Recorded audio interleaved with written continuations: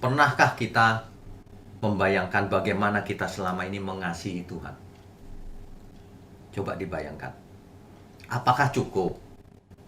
Apakah begitu cara mengasihi Tuhan selama ini? Apakah itu yang dimaksud oleh Tuhan? Coba kita introspeksi diri deh. Apakah hidupku ini menyenangkan Tuhan atau tidak? Kita mesti membayangkan ya. Dahulu waktu masih remaja. Di sini kan nggak ada remaja ya. Dahulu waktu masih remaja, ketika seorang pria naksir sama seorang gadis, itu bagaimana? Rohnya itu menyala-nyala, bukan? Dia akan berpikir keras bagaimana menyenangkan dia, bagaimana menarik hati dia. Dengan segala cara. Rumahnya jauh, muter-muter masuk ke pelosok pun disamperin. Dan itu bukan gini, malas aku, enggak. Wah, menggebu-gebu. Demi menyenangkan orang yang disukainya. Nah, kalau kita mengatakan kita mengasihi Tuhan, masa coba periksa roh kita. Apakah roh kita benar-benar mengasihi Tuhan? Ataukah kita hanya datang kepada Tuhan karena ada maunya? Tuhan, aku mau sembuh. Tuhan, aku mau kaya. Tuhan, aku mau sukses di dunia ini. Mau berkuasa. Atau mau begitu? Ini beda jauh loh. Beda jauh motivasinya. Apakah kita mengasihi Tuhan? Kalau seseorang datang kepada Tuhan cuma mau cari mujizatnya, itu bukan mengasihi Tuhan, itu mengasihi diri sendiri. Supaya aku sehat, umur panjang, kaya raya, sukses di bumi, terkenal, berkuasa. Coba bayangkan. Makanya Tuhan tidak suka. Makanya Tuhan tidak berkenan. Nggak ada perkenanan Tuhan dalam hidup orang seperti itu. Cuma orang itu merasa Tuhan berkenan. Nah, kalau merasa kan subjektif. Sebenarnya tidak. Tuhan tidak berkenan. Periksa Alkitab kalau nggak percaya. Bagaimana supaya kita berkenan kepada Tuhan? Lakukan seluruh perintahnya, seluruh kehendaknya, seluruh, bukan sebagian. Jadi fokus kita itu mau menyenangkan Tuhan. Apa yang harus kulakukan supaya hidupku ini berkenan? Tuhan itu senang. Tuhan itu tersenyum kalau lihat kita. Gitu loh. Apakah Tuhan tersenyum kalau kita lihat, kalau kita puasa 10 jam gitu? Ya enggak lah. Tuhan lihat puasa mau ngapain puasa. Banyak orang puasa supaya dapat jodoh. Supaya ini, supaya itu. Memangnya Tuhan senang kalau orang menderita? Kan tidak. Bukan berarti tidak boleh puasa loh ya Bapak Ibu ya. Kalau kita puasa itu harus dengan hati yang bersih. Tuhan, aku tidak berdaya. Nah kan nggak masalah, bagus. Ingat, dengan tulus. Jangan ada modusnya, motifnya. Mau memanfaatkan Tuhan. Kita datang kepada Tuhan itu dia sebagai Tuhan. Jangan diperlakukan yang lain-lain. Kalau kita panggil dia Tuhan, artinya kita adalah hamba. Kalau kita panggil Bapa di surga, artinya kita anak. Gitu loh. Itu harus mulai dicamkan baik-baik. Kalau Roh Kudus tinggal dalam diri kita, tubuh kita bait Allah, maka aku adalah imam. Kan begitu. Apa artinya aku adalah imam? Aku harus hidup kudus, tak bercacat, tak bercela dalam segala hal. Mulai dari hal kecil. Kalau ibu-ibu mulai dari masak di dapur, jangan ngomel-ngomel masak. Mulutnya dipakai untuk memberkati. Dari hal kecil sampai hal besar, hidup kudus. Hidup suci itu begitu. Bukan hidup suci itu pakai pakaian putih-putih, sering puasa, jarang makan, berdoa dari pagi sampai malam. Bukan. Hidup kudus, hidup suci itu dalam seluruh hidup kita. Mau di kantor, mau di mana saja. Itu tak bercacat, tak bercela. Bukan cuma tak bercacat, tak bercela, tapi menyenangkan Tuhan. Karena ada orang yang nggak buat salah sih, tapi pasif, nggak menyenangkan Tuhan. Jadi kita harus menyenangkan Tuhan. Pleasing God. Roma 12 ayat 1 sampai 2. Coba kita baca ya. Roma 12 ayat 1 sampai 2.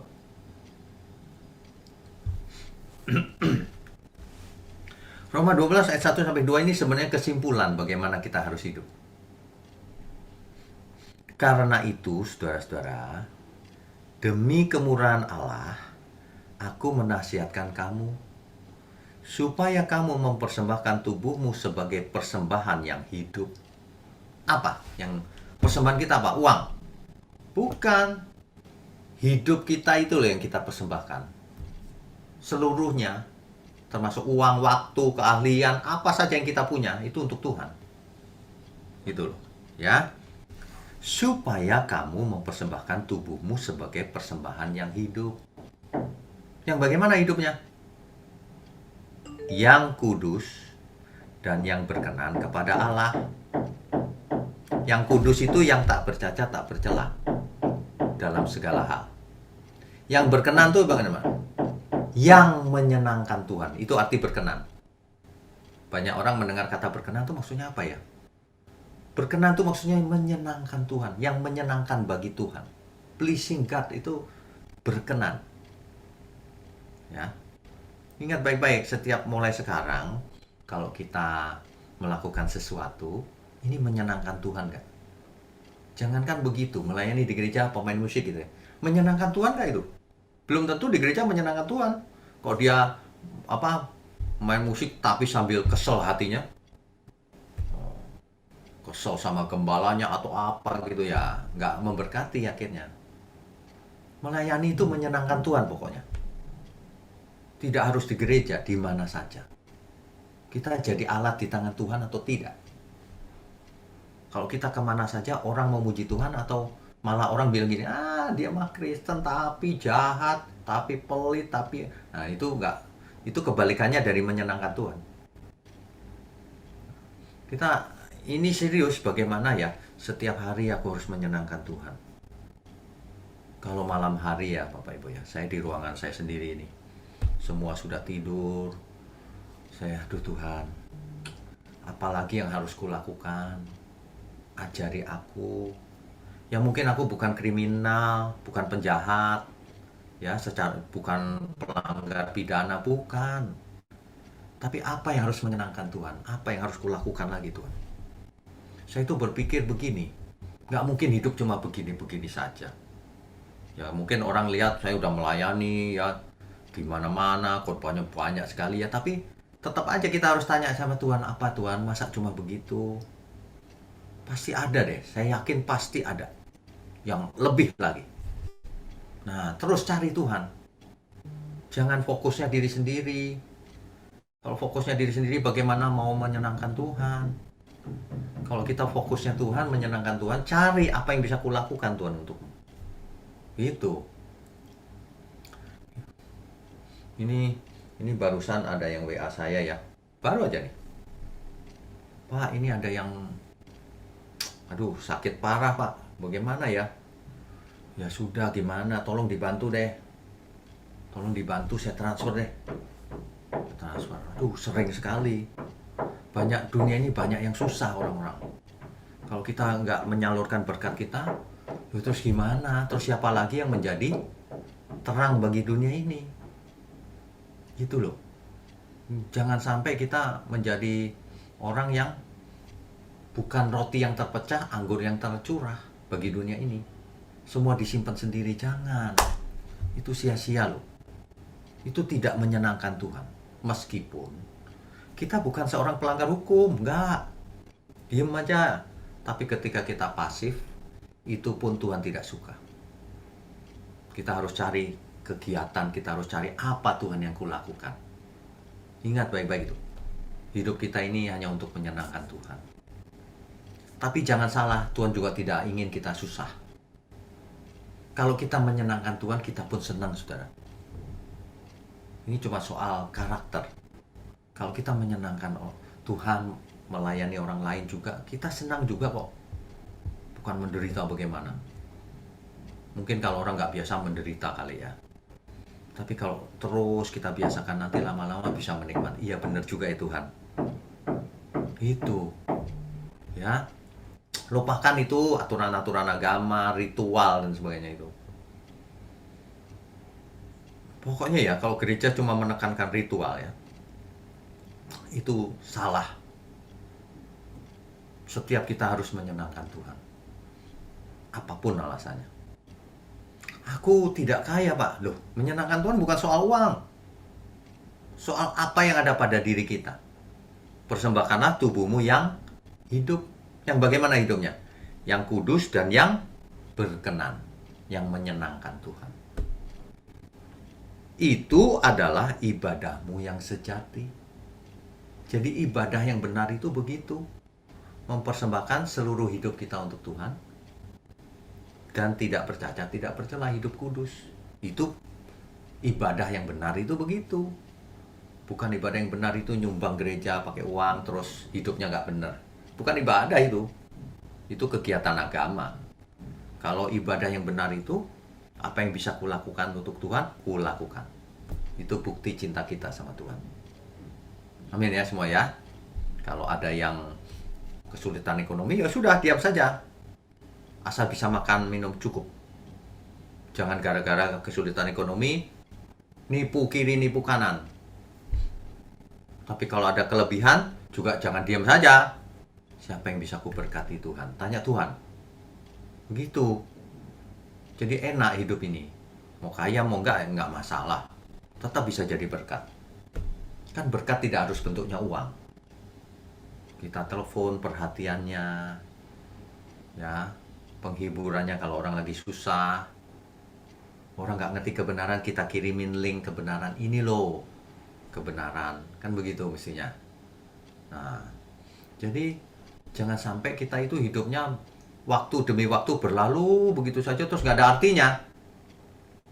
Waduh, kalau begitu, sia-sia.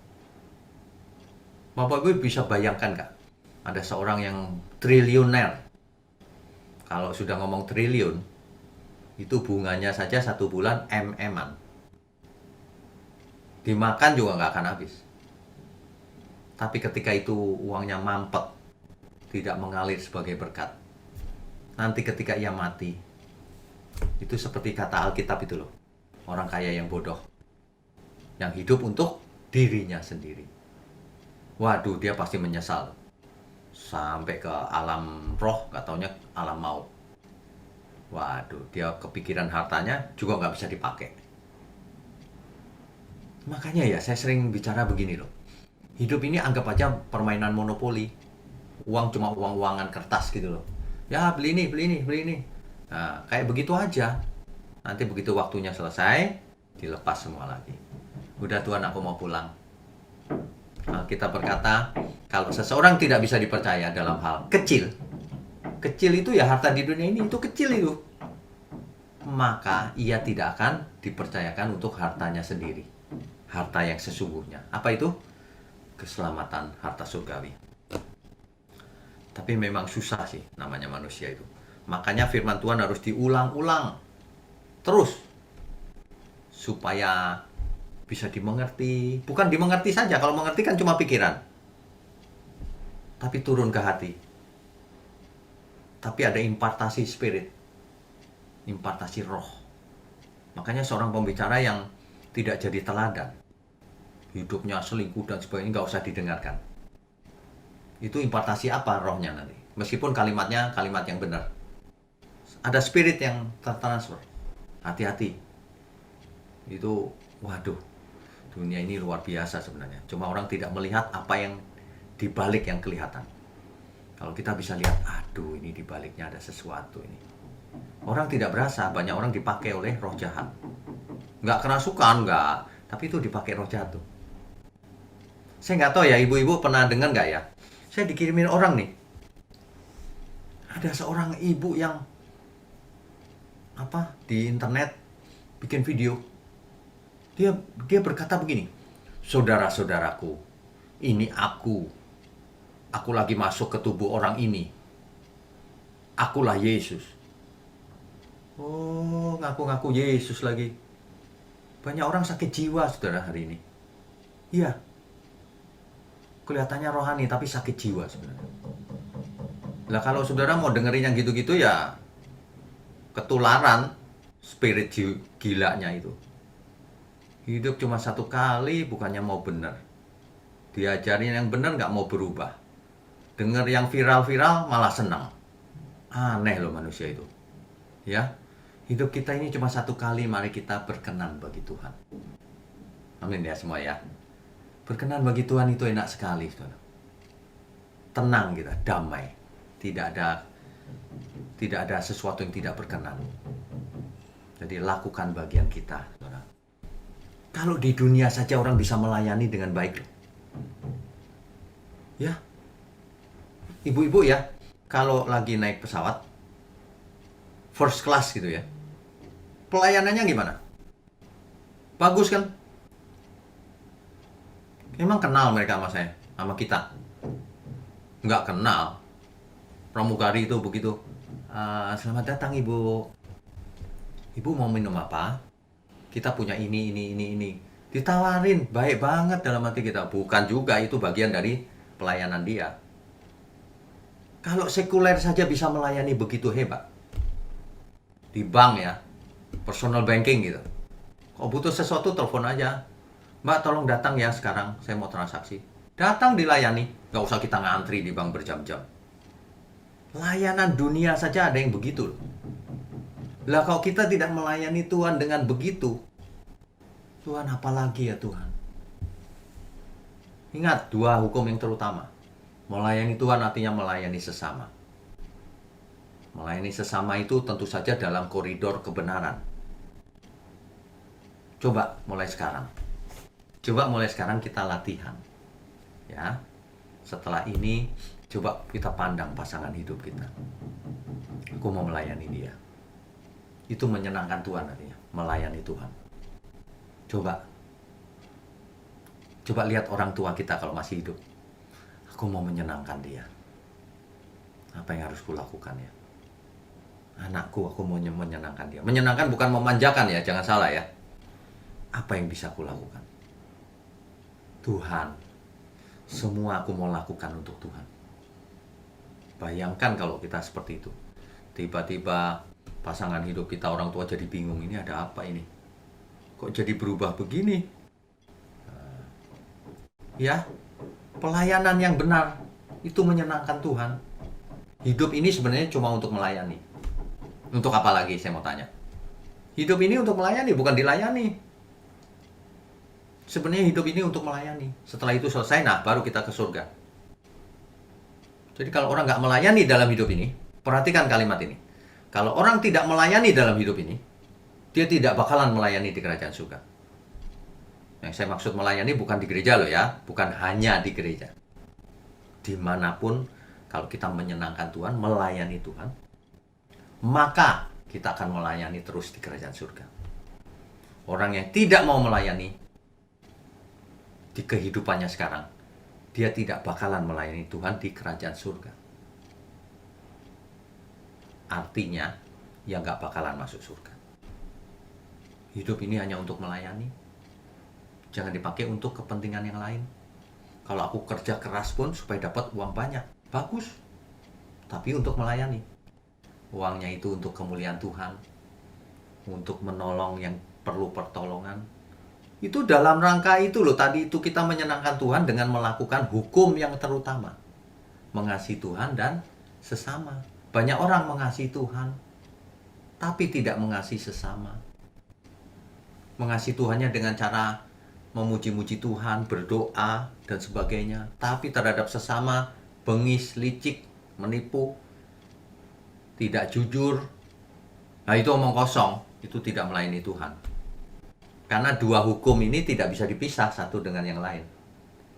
Kalau kamu mengasihi aku, kata Tuhan, kamu pasti melakukan seluruh kehendakku. Termasuk mengasihi sesama. Sesama pelayan Tuhan aja bisa nggak cocok. Waduh, susah ya. Makanya ya, ingat di siang hari ini kita ingat kalau sekuler saja bisa melayani begitu hebat. Ya, kalau saya lagi tugas keluar kota ya, kebetulan bawa anak saya masih kecil, itu pramugari bisa samperin loh, ini dikasih boneka, dikasih ini, kayak kenal aja gitu, padahal nggak kenal. Bagus ya pelayanannya ya. Bagaimana ya kalau gereja Tuhan seperti itu? Waduh, saya kalau di gereja ya kadang-kadang ya, saya liatin sekolah minggu, remaja, sesama pelayan Tuhan, saya bilang, apa ya Tuhan yang bisa kulakukan untuk mereka? Itu sering saya termenung gitu. Kalau cuma sekolah minggu masih lumayan lah, saya bisa beli mainan. Saya bagi-bagi misalnya. Supaya mereka merasa nyaman di rumah dan mendengarkan firman Tuhan. Kan begitu. Coba kita masing-masing berpikir, apa ya Tuhan yang mesti kulakukan. Itu, jangan berpikir untuk diri sendiri terus. Sudah mulai harus scanning ke sekeliling. Kita sudah umur berapa? Ya, sudah tidak pantas lagi kekanak-kanakan. Iman kita harus sudah mulai dewasa. Coba dipandang, kalau di dalam konsep marketing itu ada namanya customer satisfaction. Kalau kita mengasihi Tuhan, maka kita akan menyenangkan juga customer kita. Siapa customer kita, saya mau tanya? Sesama kita. Nah, kalau kita melayani sesama kita seperti perusahaan melayani customernya, nah, sekuler aja begitu, kita harus lebih lagi karena di dalam Tuhan. Orang akan bicara, ini nggak masuk akal nih ya. Nggak apa-apa, memang nggak masuk akal. Perbuatan kita itu harus tidak masuk akal bagi orang dunia, tapi bagi kita harus masuk akal. Yang masuk akal adalah kalau aku melakukan kehendak Tuhan. Kalau Tuhan gerakan aku menolong orang yang tidak aku kenal, aku tolong. Oh, Tuhan yang suruh. Mesti begitu. Menyenangkan Tuhan itu bukan sebagian dari kita, seluruhnya kasih ke Tuhan. Ya, kalau saya bicara Tuhan bukan gereja ya, bukan gedung gereja. Yang saya maksud Tuhan adalah segala sesuatu yang menyenangkan Tuhan. Ya, tidak harus melalui gembala atau hamba Tuhan yang lagi khotbah, enggak juga. Pokoknya kita menyenangkan Tuhan, begitu aja, lewat siapapun. Kalau digerakkan kepada gembala boleh, kalau digerakkan lewat jalur lain boleh. Yang penting Tuhan disukakan. Begitu. Kalau kita memang benar-benar mengasihi Tuhan, benar-benar ya, bukan dibuat-buat, kita pasti all out untuk Tuhan. All out itu apa ya? Dengan roh yang menyala-nyala itu, iya Tuhan, aku mau. Bapak Ibu ya bayangkan ya, orang yang lagi jatuh cinta. Itu biar jam 11 dia terjaga dengan keadaan segar. Dia pengen telepon kekasihnya itu. Segar. Mestinya kita begitu. Jam berapapun, wah segar. Aku dipakai Tuhan, aku anak Bapa di surga. Kalau cuma setan-setan lewat itu gak ada urusan sama kita. Itu nothing. Yang menjadi masalah utama kita cuma satu.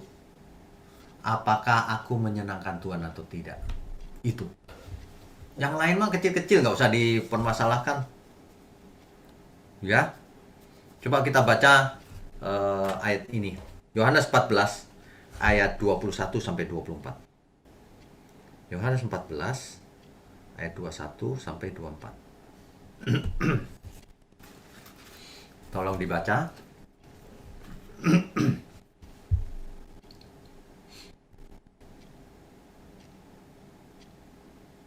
Yohanes 14 ya Pak? Ya. Yohanes 14 ayat 21 sampai 24. Barang siapa memegang perintahku dan melakukannya, dialah yang mengasihi aku. Ya. Dan barang siapa mengasihi aku, ia akan dikasihi oleh Bapakku, Amen. dan aku pun akan mengasihi dia dan akan menyatakan diriku kepadanya. Amen. Yudas yang bukan Iskariot berkata kepadanya, Tuhan, apakah sebabnya maka engkau hendak menyatakan dirimu kepada kami dan bukan kepada dunia? Jawab Yesus, jika seorang mengasihi aku, ia akan menuruti firman-Ku, dan Bapakku akan mengasihi dia, dan kami akan datang kepadanya dan diam bersama-sama dengan dia. Ya. Barang siapa tidak mengasihi aku, ia tidak menuruti firman-Ku, dan firman yang kamu dengar itu bukanlah daripadaku, melainkan dari Bapa yang mengutus aku. Ya. Amin. Amin. Ini jelas loh padahal. Kalau kamu mengasihi aku, aku dan Bapa akan datang kepadamu. Waduh, kurang apa lagi coba? Coba Bapak Ibu Saudara pikir baik-baik. Kurang apa lagi? Roh Allah ada dalam diri kita. Tuhan dan Bapa akan ada dalam diri kita. Kita menjadi satu keluarga besar. Itu tidak ada yang kita khawatirkan lagi nanti. Apapun. Soal kematian setiap kita pasti mati. Pasti. Tapi semangat. Tidak ada yang perlu kita takutkan sebenarnya. Ya. Oleh sebab itu, pada kesempatan siang ini, saya nasihatkan kita semua untuk belajar rendah hati. Jangan suka mengeraskan hati. Enggak, aku maunya begini. Jangan. Rendah hati, mengosongkan diri, belajar lagi dari awal. Jangan pikirannya cupet, sempit. Aku begini pokoknya. Wah, jangan ya. Yang utama bukanlah kesembuhan fisik. Yang utama bukanlah diberkati secara ekonomi. Yang utama bukanlah sehat terus-menerus, tidak pernah ke rumah sakit. Bukan. Yang utama adalah perkenanan Tuhan. Apakah Tuhan berkenan dalam hidupku? Kalau iya, mati pun aku rela Tuhan. Gak masalah. Ya. Bapak Ibu pernah dengar satu lagu begini. Kalau itu diambil dari kitab Mazmur. Itu kalau orang sudah dewasa ya, dirinya lenyap pun gak masalah. Sekalipun dagingku dan hatiku habis lenyap, gunung batuku dan bagianku tetaplah Allah selamanya. Mestinya begitu. Sekalipun dagingku dan hatiku habis lenyap Tuhan, tapi Engkaulah tetap Allahku, gunung batuku selama-lamanya. Sekalipun aku berjalan dalam lembah kekelaman, aku tidak takut bahaya. Karena gadamu yang menghibur aku. Engkau gandeng tangan kananku. Engkau ajak aku bersamamu selalu. Wah, itu artinya Tuhan berkenan gandeng tangan kita. Jadi, kalau hari ini kita sedang sakit atau persoalan apapun, yang penting Tuhan gandeng kita. Maka kita tenang. Ada di gandengan Tuhan itu tenang. Serius, gak masalah. Ya, apapun masalah kita, kalau kita digandeng Tuhan, aku ikut Tuhan. Seperti pemazmur itu. Mungkin aku tidak tahu jawabannya, masalahku belum selesai dan sebagainya. Ya, tapi kalau kita digandeng Tuhan, dalam suka maupun duka, itu cukup Tuhan. Sebab gadamu menghibur aku. Amin ya semua ya. Ini serius loh. Banyak orang tidak bisa merasakan gandengan Tuhan itu karena tenggelam di masalah. Padahal di dalam masalah pun kita bersama Tuhan. Melewati lembah kekelaman pun bersama Tuhan. Nah itu mantap tuh. Yang perlu kita khawatirkan tuh cuma satu. Apakah hidupku ini sudah menyenangkan Tuhan atau belum? Itulah yang perlu kita khawatirkan. Yang lain nggak perlu dikhawatirkan. Yang lain dilewati saja. Persoalan ekonomi kerja keras, gitu aja. Paling kita cuma butuh makan satu piring. Kalau kita sudah berumur juga nggak satu piring juga, paling setengah piring makan. Sebenarnya manusia itu tergantung mindsetnya, pola pikirnya. Ya, Roma 12 ayat 2 belum selesai tadi. Roma 12 ayat 2. Ini kesimpulannya.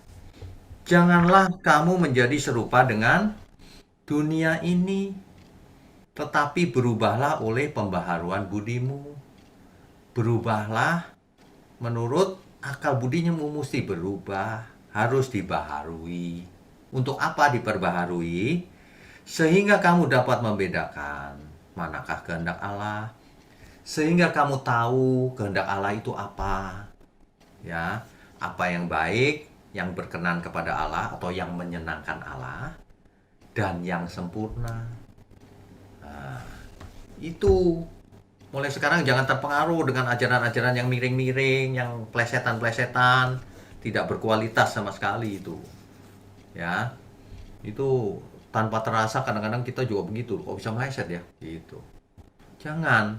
Masing-masing kita itu hidup untuk Tuhan, bukan untuk siapa-siapa. Ya. Amin, Bapak Ibu, Saudara. Amin.